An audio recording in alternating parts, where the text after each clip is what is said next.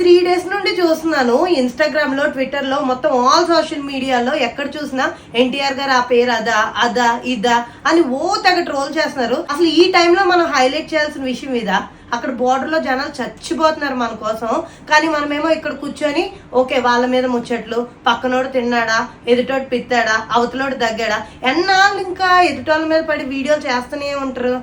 Already ఇప్పుడు దాకా పక్కన మీద వీడియోలు చేసి సంపాదించారు కదా బానే, కానీ ఇప్పుడు బోర్డర్లో ఎంత మంది మన కోసం చచ్చిపోతున్నారు. అట్లీస్ట్ కొంచెం అన్న కన్సర్న్ ఉందా? నువ్వు క్రిస్టియనా, అరే వీడు హిందువా, వీడు ముస్లిమా, ఇంకా ఇవే పట్టుకొని వేలాడుతున్నారు. అరే నువ్వు క్రిస్టియన్ అయినా, ముస్లిం అయినా, హిందూ అయినా, ఎవడైనా సరే ఇప్పుడు మనందరం ఇండియన్స్.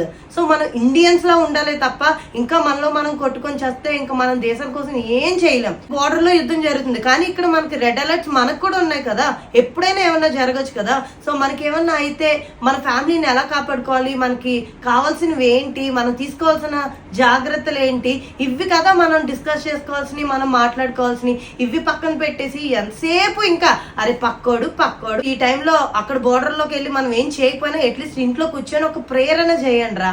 అట్లీస్ట్ మీ వీడియోలు మీరు చేసుకోండి, ఇంకా స్టిల్ పక్కనోడి మీద వీడియోలు కాదు, అట్లీస్ట్ కొంచెం అవేర్నెస్ కలిగించే వీడియోలు చేయండి.